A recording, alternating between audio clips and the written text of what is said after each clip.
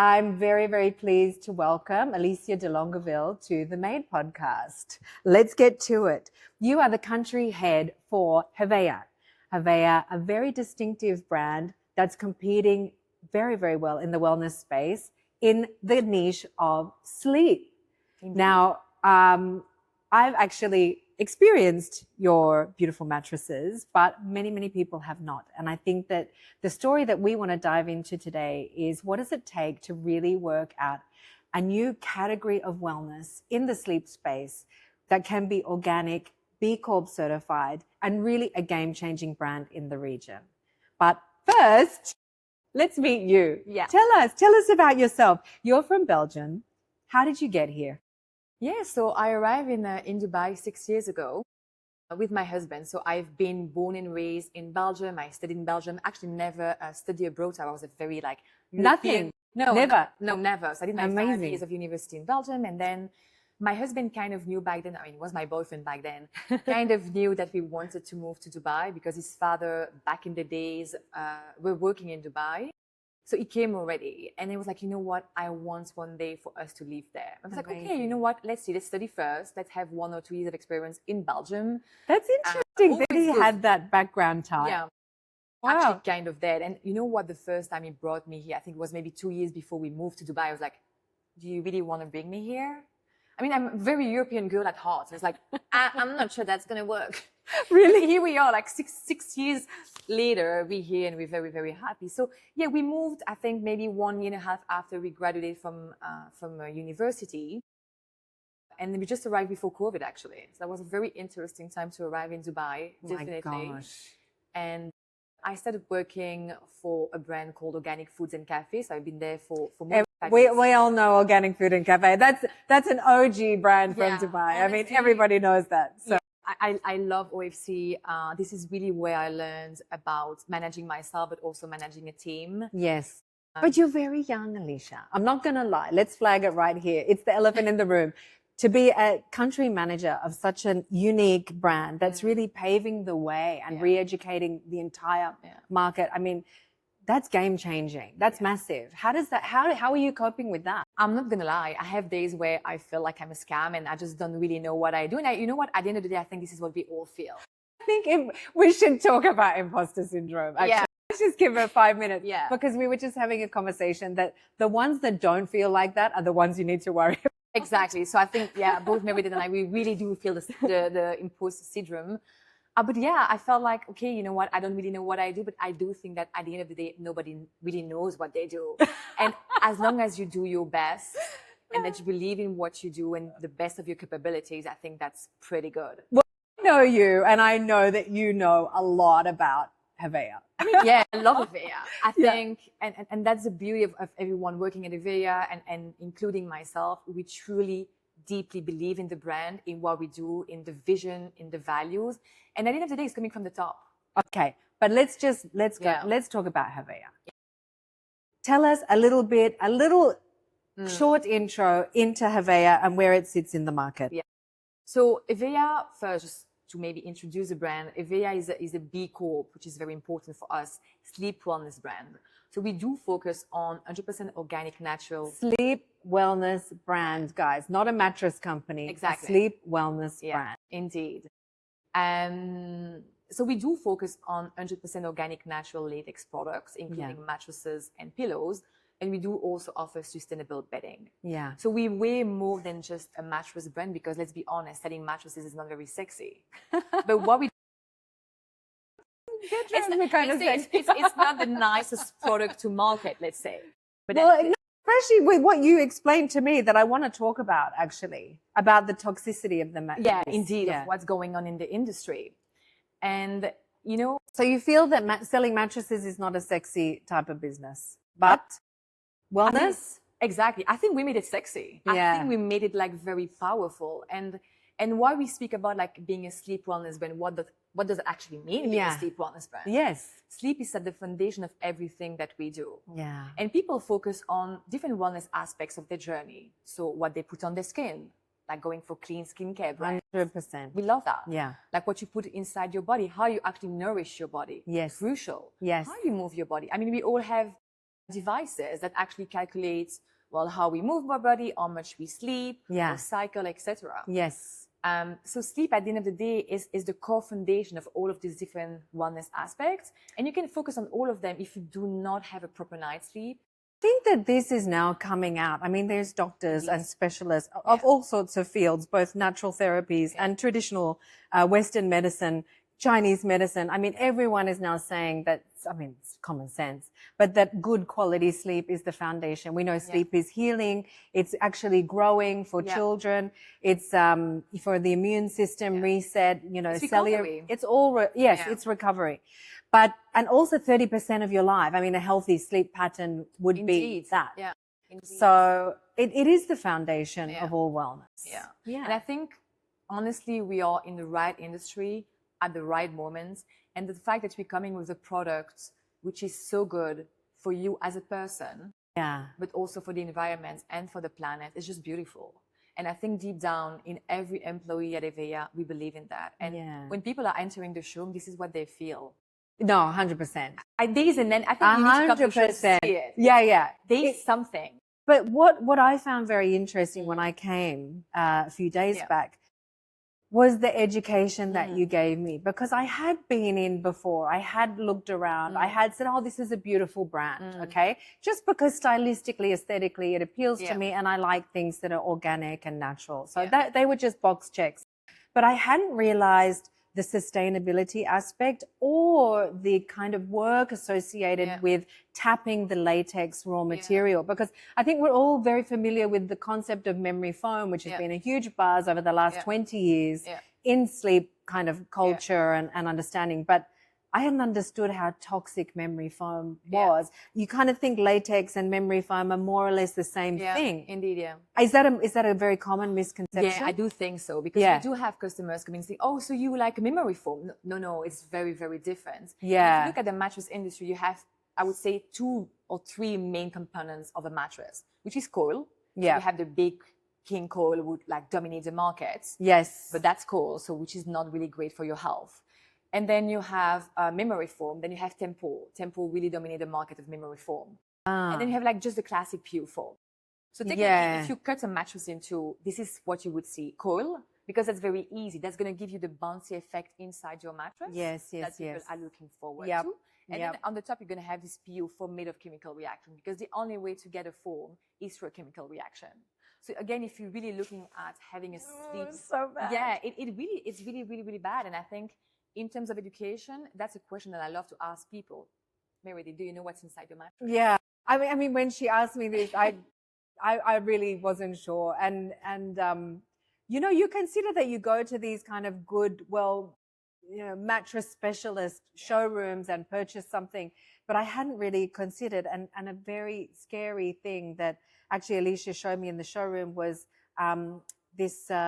What was it that you tested the coils with? The radiation, the electromagnetic field, exactly, that was coming out of the coil mattress was a little bit nauseating, actually, because I had this sinking feeling when you showed me that, thinking of my whole family sleeping on these mattresses for their whole life. Yeah. I think, I don't want to say be into the fear-mongering aspects of things. That's not what this is. But I do think there's a huge push towards sleeping on organic surfaces. I mean, we spoke about futons and these natural ways of sleeping that are really great for the body. Yeah. But latex would have to be one of the best things that you could put your body on, right? Indeed. Just because of the organic nature of it. Obviously, it's organic, but again, I think not everything organic is good neither. And I think this is that's interesting. Being in the organic industry my whole life, my whole career, every job I've been working for, every brand I've been working for was an organic brand. Interesting. Which is extremely important for me. So working with brands that do want to have an impact, whether on the environment or on the people. But when you look at latex, and I ask people, what do you think latex is? Yeah, no idea. People don't really know. Oh, it's plastic, medical gloves, but they don't know that it's a beautiful, noble material directly coming from the tree. Yeah. And to have one king mattress at Avea, so which is 180 by 200, which is probably what everyone has. In general. Most between king to super king in their house, you need to have 85 trees to be tapped manually. It's just mind blowing when you think about it. Yeah. 85 trees. And you can see in the showroom how it's tapped. It's a very Yeah. natural process. Exactly. The trees, of course, are left unharmed. Yeah. And then it's just coming out of them. And it's like very drippy. Like It's coming up- drippy, yeah. And that's also the things we never want to force Mother Nature. And that's why sometimes we like, it's better that you block your mattress, because from a stock perspective, yeah, we don't force Mother Nature. We could tap like more trees. We could go faster, but we don't want to harm the trees. So we Interesting. listen to what nature can give. So how old is that plantation? I don't know exactly all the Okay. plantation is, but we're working with a beautiful farm in Sri Lanka. Farmers are amazing. We visit them every year. And as part of being a B Corp company that Yeah. we're probably going to tap a bit later on, Yes. it's just amazing to see the relationship that we build with our farmers. They became part of the family. And I think that also shows in the end product. Yeah. Because the end product is a very simple product. It's a latex sap coming out of a tree Yeah. that we bake the same way that you would bake a cake. Yeah. And that creates block of latex. And that's it. And we don't sell anything else. It's crazy when you think about it. It really is. But I have to say, it's also the way the whole thing is Yeah. executed is very, Yeah. very beautifully done. Yeah. And I also want to talk about the choice of using linen and bamboo Yeah. and selling that bedding to go on top, because I'm a huge believer in linen being a superpower of a natural Yeah. fabric. Yeah. It's very healing and very Indeed. beneficial for the skin. So the fact that you also have used those materials with Yeah. the latex, I mean, you couldn't do it any better. Yeah. You know what I mean? And you. I think it's that mindset of the company, and we'll talk about the mindset of the company, because we spoke about branding, and I'm really passionate about brand ecosystems. Yeah. And there's such a clear mindset of the company from the B Corp certification, which, as we all know, is really difficult to get. Yeah. But just the brand experience is so clear on the point of view and the value system. So I just want to talk a little bit about the linen bedding. I mean, when did that come into the product matrix? So we've always wanted to complement the whole experience. So whenever we have a customer coming in, we always like, of course, we're selling mattresses, we're selling the pillows, and then the bedding is just like the beautiful touch that comes on top of it. We also chose our products very carefully. So the suppliers that we're working with are obviously organic. Yeah. And these products just complement, I would say, the bedroom. It's really beautiful. The showroom is beautiful. Yeah, Super aesthetic. That's our managing director. I swear, he really has a eye for design. Yeah. And he did an amazing job by launching the brand actually in the region. Wow. We're very grateful. He did an amazing job by choosing you. Yeah, and I'm just like taking over, you know? So to be honest, I've been very lucky because he launched it. And then he hired me quite early in the process. Yeah. And that also happened so organically. Yeah. Pardon the pun. Yeah, exactly. Honestly, yes. And I really feel like whatever we're doing, it's always made so organically within the actual vision. Yeah. And it's just really, really beautiful. So let's go back to those brand values. Yeah. I mean, we're talking about being a health, a wellness brand, a sleep wellness brand. What are the other values that are really important? Like you actually know the founders of the brand. So what are the values that you think are so important? I think for us is respect of the nature. So everything that we do it thinking about the nature. Yeah. And again, that's going back to being B Corp. So I would say the nature, like respecting the nature, but also respecting the people. Yeah. That's a huge, immense value that we have at Avea. And again, it's the whole team. Yeah. Like everyone is sleeping on Avea. Everyone is really. I should hope so. It's if they're not, you'll be out. But it's crazy. You know, you do have companies where even as an employee, you have to pay like a tremendous amount of money to get actually the products. And some of the people are not even like wearing the product because it's out of hand. True. Which is something that we don't do at Avea. So no matter your position, whether you are a sales exec or like a top, I would say top top of the management, Yeah. you sleep on Avea. That's amazing. And I think that's the beauty of it. So we do take care of our people. Lovely. And whatever we preach or whatever we say about the company and our values, we deep down live them inside.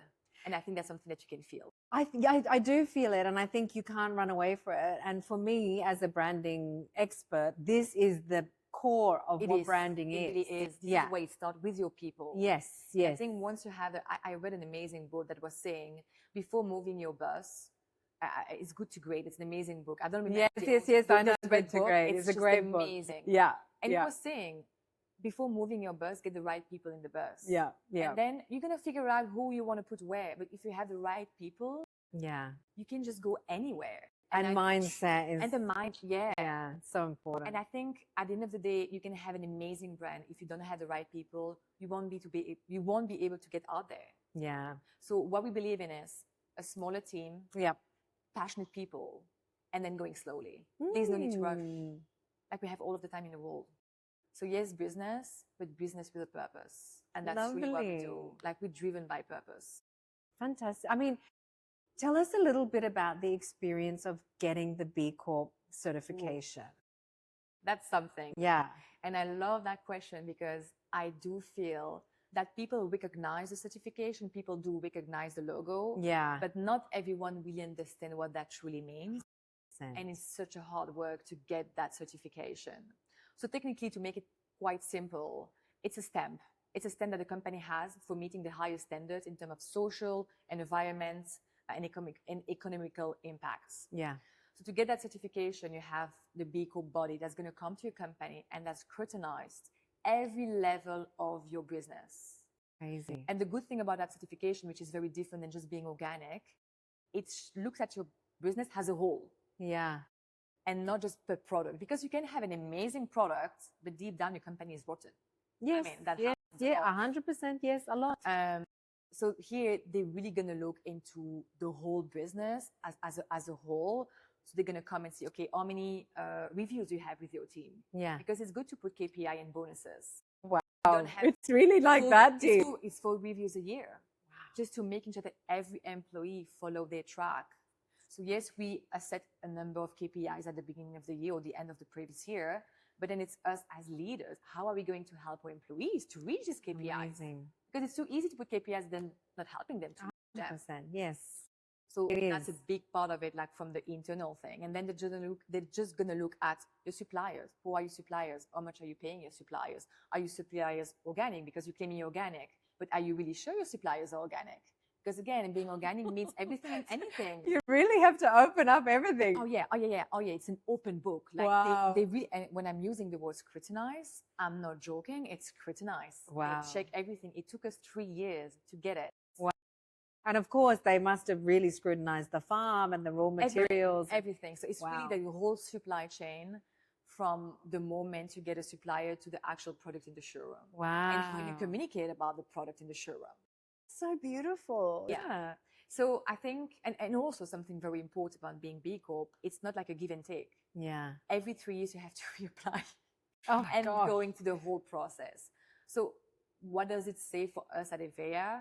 I think it's more about accountability. Yeah. We are accountable for our customers, and I want our customers, whenever they're coming to Avea and buying an Avea product, to be 100% sure that they're buying something which is truly good for themselves. Yeah. No greenwashing. You can open the mattress. I mean, that's something amazing. You can see what's inside. We have nothing to hide. Literally, you can see exactly what's inside. Unzip, and then you can just see that it's pure latex covered by a beautiful organic bamboo cover. So yeah, for us, it's really accountability and credibility to our customers. And we're going to fight. Like we have to reapply next year. We're going to fight to get it again. I'm sure you're going to get it again. And even if you have to change things, well, we'll do it. Yeah, but that's okay. A commitment, right? It's a commitment. It's also a commitment to change, which I think is very important as a company, as a brand. Especially now. Yeah. You need to be able to be flexible, to evolve, and also to listen to your customer. And to come back to your question regarding the values, I think another thing that we really put the focus on, so we can put that under the value, I would say, a discussion is the well-being of our customer. We're pushing the customer service. And you feel it, by the way, when you come like. in. Yeah. No, I think it feels very intentional, the brand.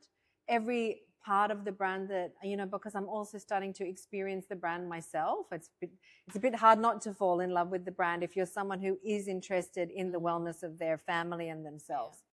But I love that you mentioned greenwashing. Yeah. Now, you've been working most of your career within the space of organic and this kind of wellness space. What do you think are the biggest greenwashing, I don't know, moments that you've seen in your career, like the things that people should be looking out for? Yeah.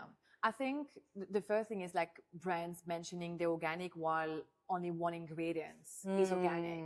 Or brands coming, and I had the case in my career where brands are coming to us and saying, yeah, we're organic, we would like to be on your shelf.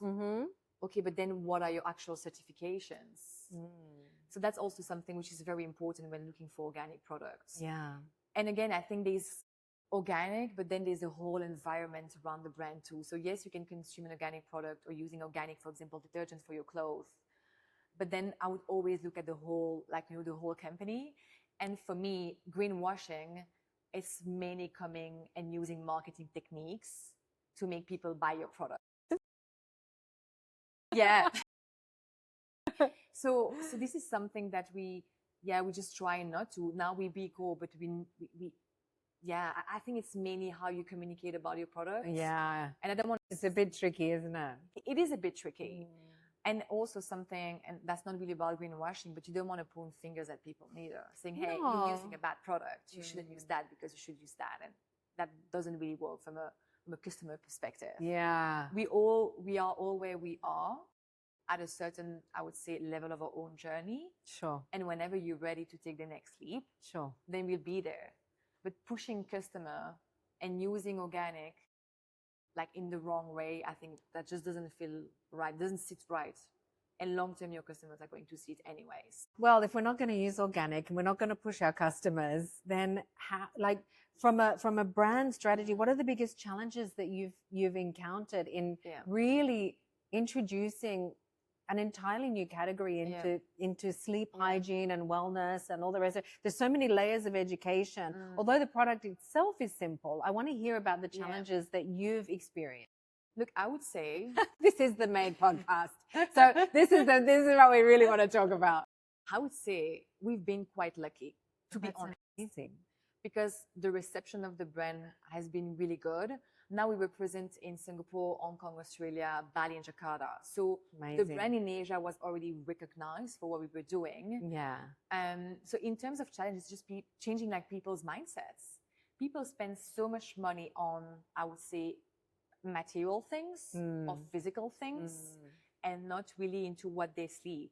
And we have that as well with interior designers. People are spending so much money on the entertainment area of the house. Yeah. But when they come into the bedroom, which is like 1 or 2 floors up, well, their budget is cut. And that's interesting. So we can see. But also a lot of these mattresses are quite expensive. I mean, it doesn't, I think there is an investment at some point, but I mean, shopping for a mattress, you can spend huge amounts of money, and they have coils and foam and all of that toxic stuff in them. So it goes back to education and just trying to educate our customers the best way we can. So we've just launched at the showroom an invitation-only gathering called Soft Spoken. And the idea is really to educate our customers or future customers about what like latex truly is, because it all goes back to the materials. And so this is what we're trying to do. So it's constantly educate customers and sharing our story. And at some point, customers are going to react to it. I think we're also very intriguing. I think people are actually intrigued by the material. But then once they actually try the product, like, oh yeah, that's really good. I mean, definitely when you touch it and you feel it, especially compared to the memory foam, I was quite kind of taken aback, because I consider myself to be quite knowledgeable about these things. So I was quite taken aback. But I want to talk about discovery as well, brand discovery, because you guys have done quite a lot of thoughtful collaborations. What's your point of view on collaboration? Marketeer. So that's really my little thingy. Look, I think collaborations are not easy, to be honest. And as a brand, especially as a new brand in a new market, which is the UAE/Dubai. Dubai is a very specific market. Very specific. Let's be honest. It's easy, but also a very difficult market with like multiple backgrounds, personalities, religions, cultures. Demanding as well. Very demanding. This is often not really taken into consideration. Indeed. You know, when you're living in Belgium and you market a brand in Belgium, you're speaking to Belgian people. It's very easy. It's very simple. So obviously you have like different layers into that targeting. But in Dubai, you speak to like a lot of different people at the same time. There's 200 nationalities. Oh, it's amazing. Right? Which is how amazing, many actually. different languages, how many different backgrounds, understandings, experiences. It's but crazy. there is a common thread that runs between it. And that's what you said about the distinctiveness of the Dubai market. Let's talk about the Dubai or UAE market. No, it's really interesting. But I think what you guys have done with collaborations with the wellness space has been really thoughtful and well positioned. Yeah. I would say that, you know, when we enter the markets, we decided and we really try to be very thoughtful with the people we're working with. I think we did a few mistakes, but I think that's part of, you know, that's part of building a brand. And I think, again, we had a meeting with the team last week and now we're just redefining. Yeah. And I think that's beautiful. Yeah. Because from all of this mistake that you wouldn't see. It's not. Nobody will see. Us as a brand, we see them. But now, that accountability is beautiful, that you're willing to take that introspection. We really do. And we're like, you know what? What are we actually learning from that collaboration? What should have we done differently? Yeah. And that just allows us as a brand, but also as a team to reassess, redefine, and just to be stronger. Do you think that's part of the process you learned from going for B Corp?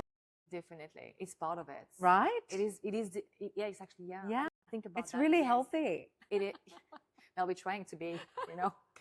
And also something I actually wanted to mention is the people you meet along the way. Yeah. Because I had an amazing conversation with the creative director of Bamford, which is an amazing UK B Corp skincare brand, which we're probably going to collaborate long term with. Beautiful. And you know, we had this very long conversation where we do share the same values, the same vision, and you just click and you just know that's a part. The values are everything. Nobody has talked about this in branding forever. It's something that is just, but when you're coming to actually collaborating, the values have to be there. Yeah, because it works with human beings, right? Yeah. It works with human relationships, so brand relationships, particularly in this transformation period we're going through with AI. Yeah. Those human values are everything. So when you find that, just build and grow that. It's beautiful. You know, we spoke about human capital when we were together last week. And I think it goes back to, again, human capital. Yeah. So you meet these people and you're just like, there is something there. And I also had an amazing meeting yesterday with Charlie. She's working with Alo Yoga. Amazing. Yeah. And you know, I think we've seen each other 4, 5, 6 times. Yeah. We haven't done anything yet together. But she was saying yesterday to me, you know what, our relationship grew organically. Yeah. And it's not like just business to business. It's not like I want what you have, you want what I have, and then we work together. Yeah. Transactional. Yes.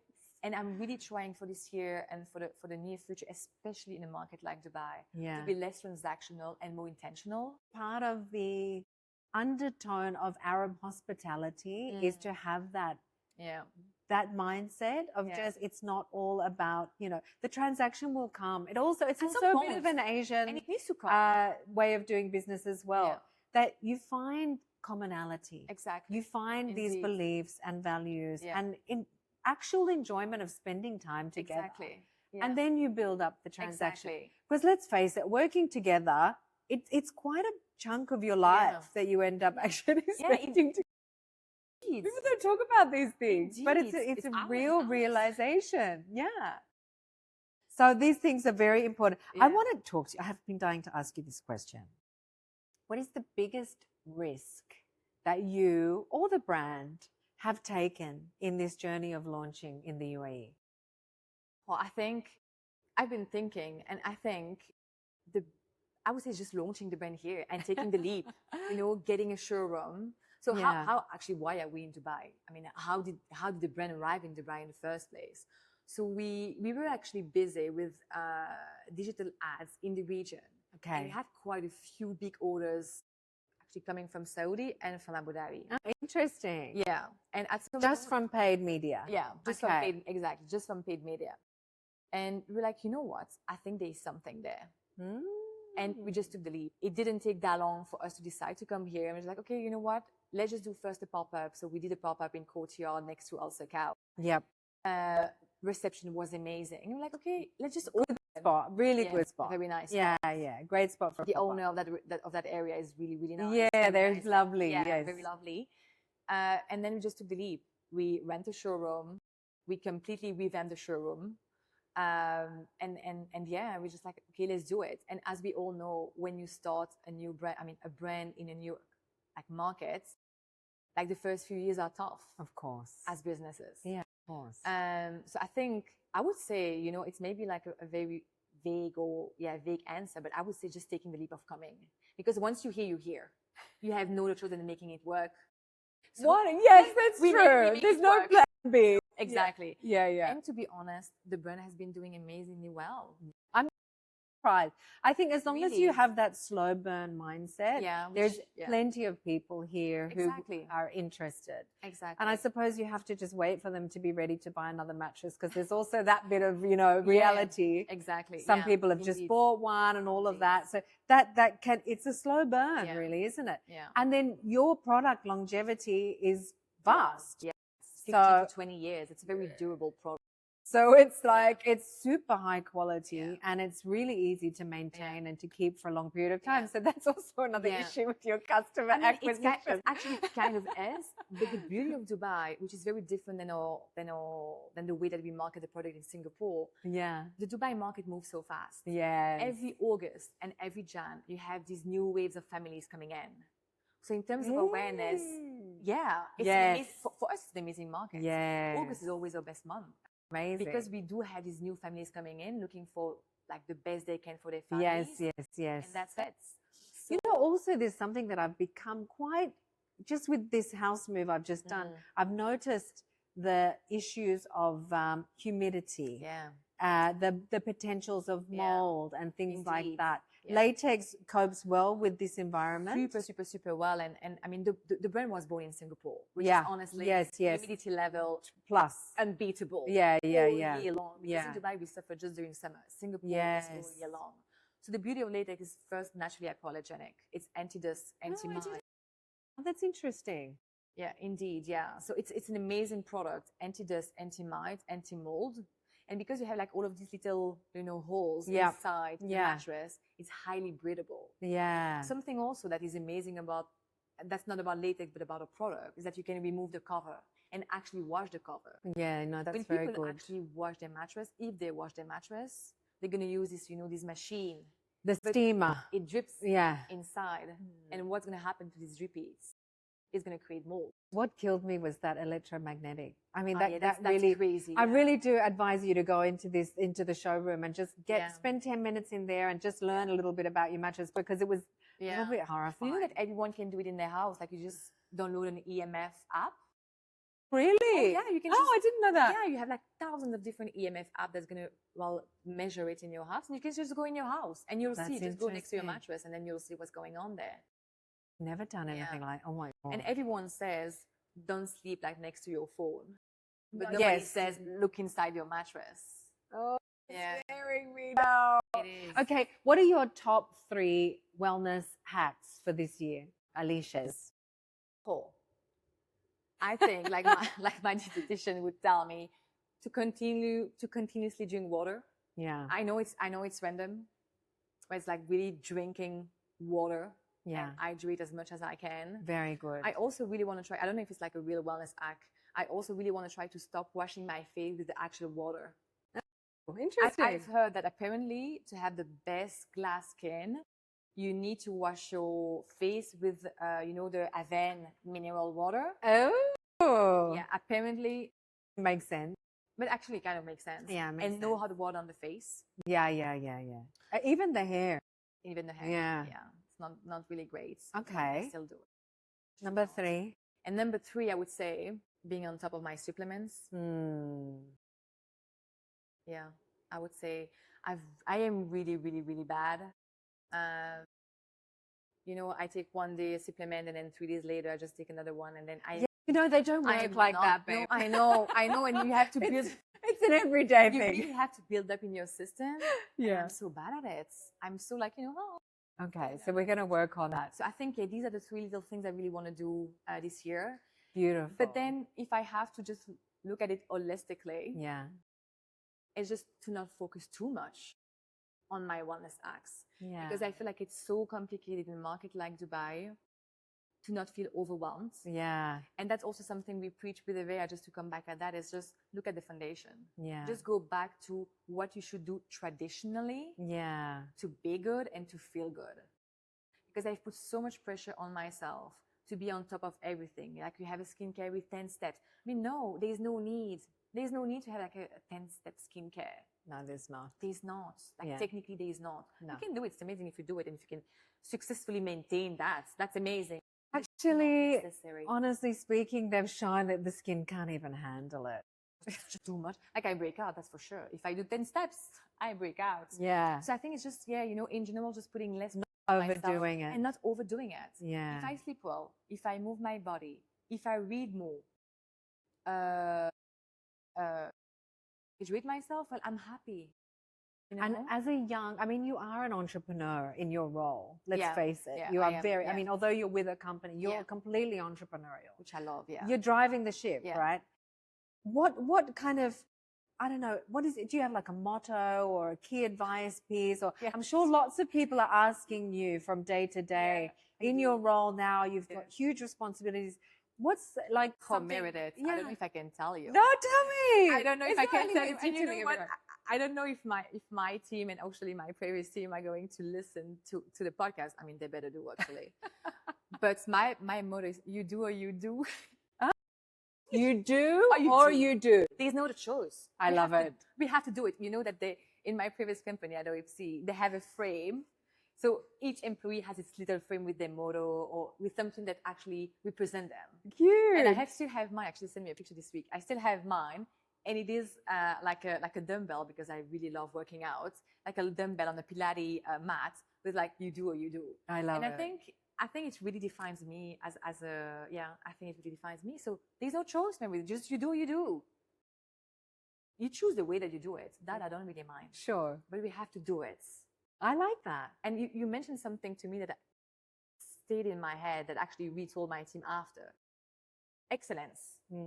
We go for excellence and yeah, but always in the most kindest way, though. Yeah, absolutely. I mean, I think that it doesn't have to feel like a No, a heaviness of having a culture of excellence. This is my one. I always say you do or you do. Here we are. It's Exactly. as And then simple you as that. Actually, Exactly. it kind of takes the same amount of time. I like how you do it with your hands. Yeah, I'm just like, you do or you do. Wherever. Yeah, you decide. You decide. You decide. You're spending the time. And I love what you said. It's like, you do Yeah. it or you do it. It's the same idea. It's that you have to do it. Yeah. You're going to do it. I'm going to make Exactly. sure you do it. Let's do it. Let's have some fun. Let's enjoy Exactly. this. Yeah. Let's really be thoughtful. Let's Yeah. be present. Let's think about how it could also be Yeah. potentially better in real time. Yeah. You know, I think Indeed. more focusing on the enjoyment of self-improvement, even at work, is a really positive thing. Yeah. You know, it doesn't have to feel heavy. It doesn't have to feel like you were bad and now you're trying to be good. Oh, yeah, It's no, not no, about that's so that, bad. Yeah. you know? And I think that this rapid transformation we're going through is a little bit uncomfortable for Yeah. many people. But Yeah. if we embrace that mindset of let's enjoy the Yeah. doing of it. Yeah. I think actually your superpower as a company is that B Corp way, because it's maintaining, So good. Yeah. right? Yeah. It's something I'd never really considered about It's B Corp amazing. certification, but it's encouraging that process of constantly embetterment Yeah. Exactly. as just a value system, but also we have to do this. We Yeah. want to hold on to it, which is, it's not. No, indeed. And you know what? I feel like your team's going to be so grateful for it. Yeah. Because the team that I have now at Avea is the team I had at OFC. Like, I brought my team with me. And I think that also kind of shows. I mean, it is what it is, you know. Sure. So you build a team, you train a team. Yeah. And then they also build some kind of trust in you, and they Yeah. follow you Yeah. because they just know. Yeah. And I think the environment in which we are all working at Avea is just so, how do you say, like powerful, Empowering. like empowering. And it's funny because Charlie came yesterday at the office like, oh my God, I want to work here. Yeah. And we were all laughing, and that's truly who we are. Yeah. And I No, think it's a good vibe, isn't it? it is very, and I think I'm also very me. You know, they see me crying, they see me being angry, but I think that's a real leader. I'm just next to them. I'm working next to them. We have an office like next to each other. Alicia, we're keeping our eye on you for sure. Listen, thank you so much for your time. you. It was really a pleasure learning about you and also about the brand today. Thank you. My pleasure.